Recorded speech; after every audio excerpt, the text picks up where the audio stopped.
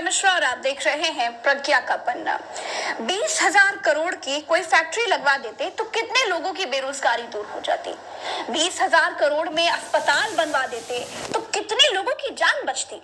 लेकिन महान भारत देश के प्रधानमंत्री श्री नरेंद्र दामोदर दास मोदी जी अपने लिए राष्ट्रपति भवन के ठीक सामने 15 एकड़ मतलब 24 बीघा जमीन पर अपने लिए महल बनवा रहे हैं, नई संसद भी बनवा रहे हैं, मंत्रियों के लिए नए नए दफ्तर भी बन रहे हैं, राष्ट्रपति के लिए नया घर भी बन रहा है, उपराष्ट्रपति के लिए भी नया घर बन रहा है।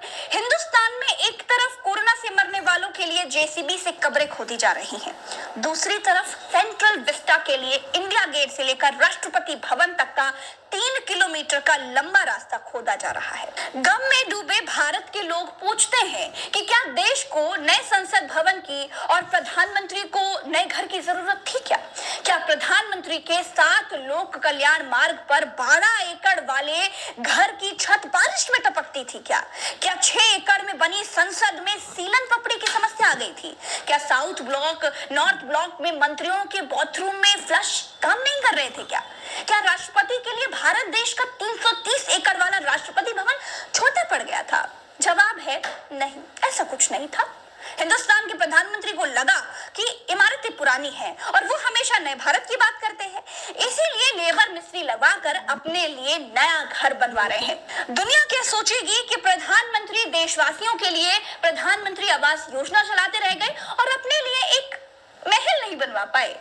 कहते हैं कि देश की ही तरह पुरानी संसद और दूसरी इमारतों को म्यूजियम बना दिया जाएगा।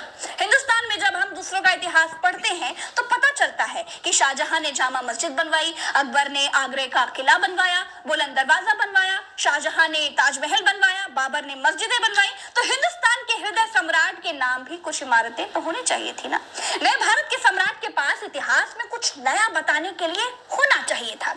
इसमें सरदार पटेल की मूर्ति और उनका खुद का अपना महल सेंट्रल विस्टा 2022 तक दर्ज हो जाएगा। दोस्तों, ताजमहल से लेकर अब तक का इतिहास गवाह है कि जब जब बड़ी इमारतें तामीर हुई हैं तब तब लोगों की कुर्बानी तो देनी ही पड़ी है। हिंदुस्तान भी इस वक्त कुर्बानी के दौर से गुजर रहा है।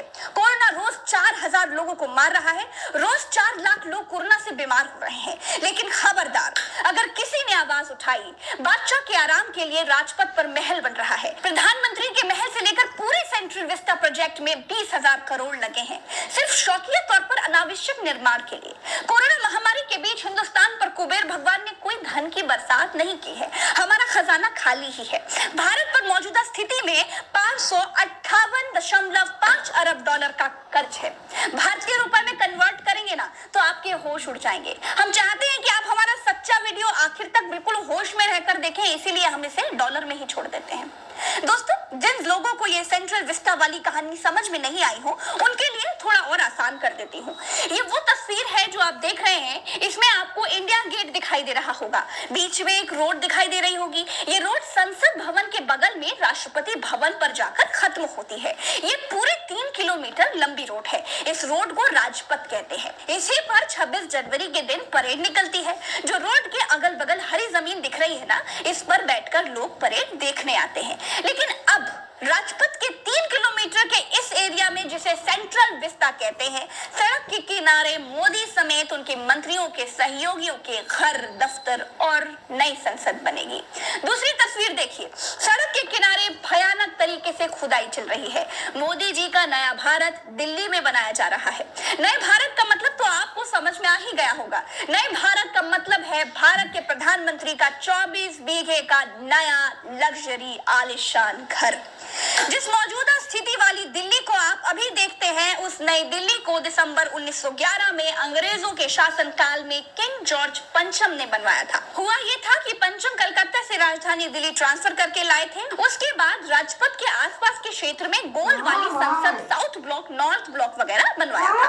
और जिस इंजीनियर को काम दिया था उसका नाम एडविन लुटियंस कहा गया। इसीलिए आपको नई दिल्ली को कभी कभी आप लोगों ने लुटियंस दिल्ली कहते हुए भी सुना होगा।